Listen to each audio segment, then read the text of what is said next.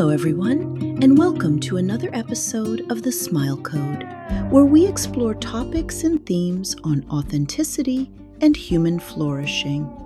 I'm your host, Dr. Esi Quaidoo. Today's episode is sparked by a question about freedom. Is the life we seek freedom, or is it merely a well-decorated cage? I came across this profound question randomly, and it literally stopped me in my tracks. And as I paused to ponder and reflect on it, I concluded that the answer depends on what we mean by freedom. A beautifully decorated cage is still a cage if we cannot choose who we are. Many people spend their lives optimizing the cage. A bigger house, a higher income, more recognition, better possessions, more comfort.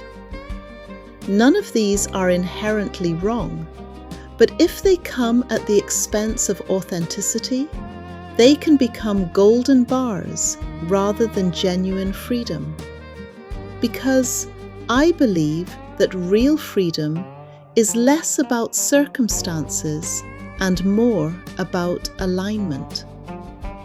Freedom from living according to others' expectations. Freedom from fear, shame, and the need for approval. Freedom to express our gifts. Freedom to love without pretense. Freedom to choose purpose over conditioning. Ironically, complete external freedom probably doesn't exist. We are all constrained by biology, society, responsibilities, and time. But within those constraints, there is an inner freedom that Viktor Frankl, in his post-Holocaust book, Man's Search for Meaning, wrote about so powerfully.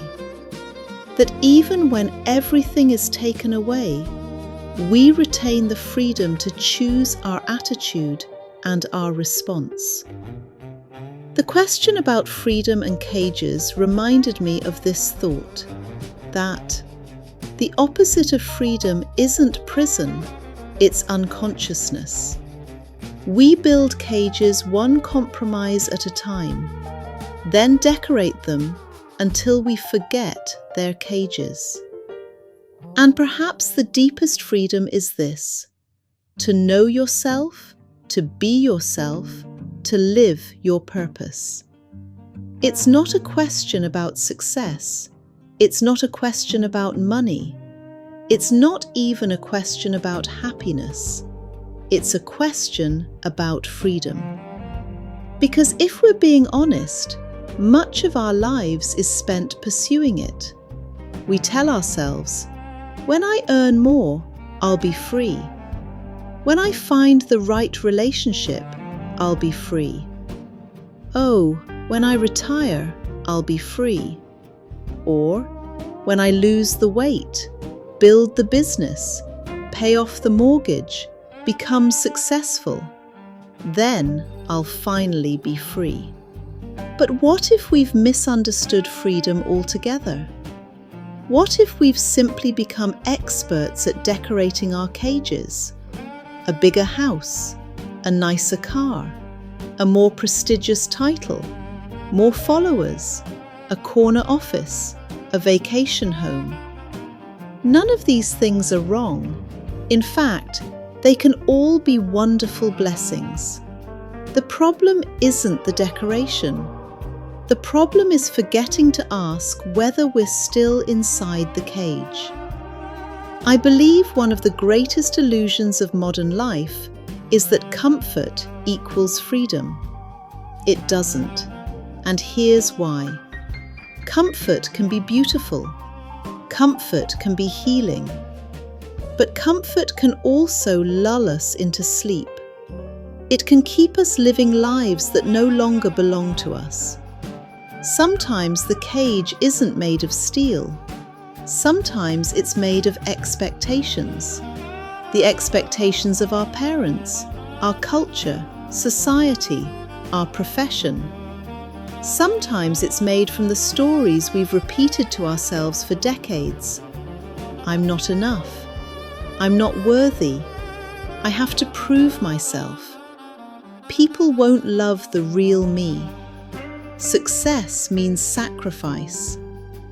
Eventually, those stories become invisible bars. And because we've lived with them for so long, we stop seeing them. The tragedy isn't that we're imprisoned. The tragedy is that we've forgotten we're free to question the prison. As a dentist, I've spent decades transforming smiles. I've seen what happens when someone looks in the mirror and sees a brighter smile for the first time.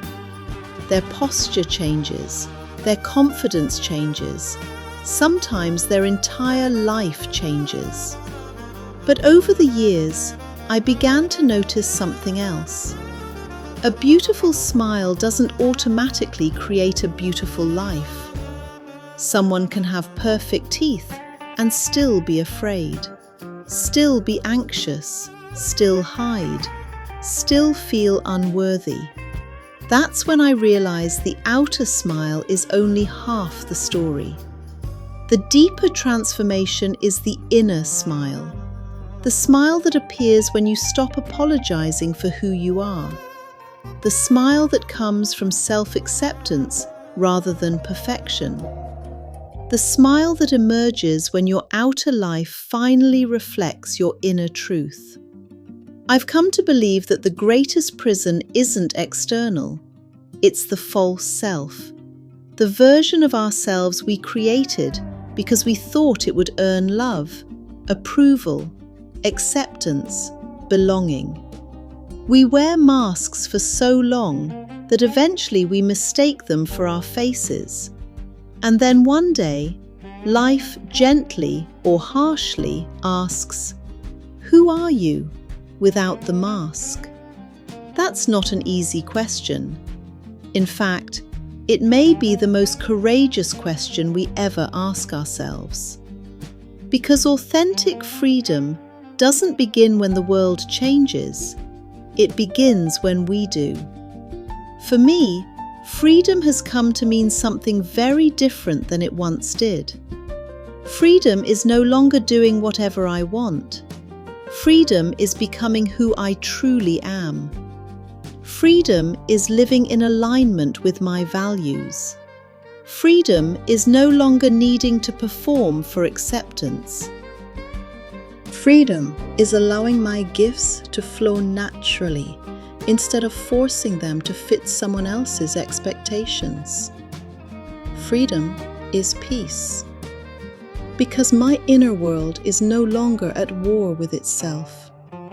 This is the heart of the Smile Code. Know yourself. See the stories. See the fears. See the conditioning.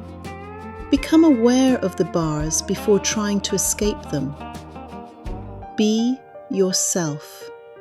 Not the edited version, not the polished version, not the version designed to please everyone, but the real you. Because authenticity is impossible to imprison. I'll repeat that. Authenticity is impossible to imprison. And finally, live your purpose. Purpose isn't another achievement. It's an expression. It's allowing your unique gifts to become a blessing for others. That's freedom. Not escaping responsibility, but expressing your deepest nature through responsibility. Perhaps that's why some people appear incredibly wealthy, yet remain trapped, while others possess very little, yet radiate extraordinary freedom. Because freedom was never something we owned. It was always something we embodied. As we discussed in earlier episodes, this reflection becomes even more powerful when we slow down and allow space between these ideas, when we pause after each question and truly listen inwardly. These moments of silence are not empty. They are where awareness begins. I want to leave you with one final reflection.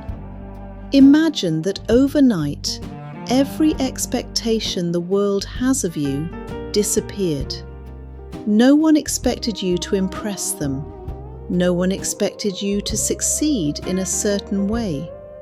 No one expected you to play a particular role.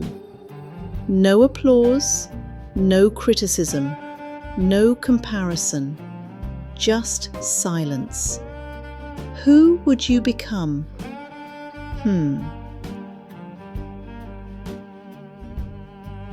What would you create? How would you love? How would you live? Would anything change? Or would you discover, perhaps for the very first time, who you've always been? Maybe the door to the cage has never been locked, was never locked. Maybe we've simply become so busy decorating it that we stopped reaching for the handle. The tragedy isn't living in a cage. The tragedy is mistaking comfort for freedom. Freedom begins the moment we ask, who built these bars? And do they still belong here? Thank you for spending this time with me. If today's conversation resonated with you, I invite you to share it with someone who may be quietly questioning the life they've built. And until next time, keep smiling, because your authentic self is waiting on the other side of every fear. Remember, the greatest freedom you'll ever discover is the freedom to become yourself. See you soon!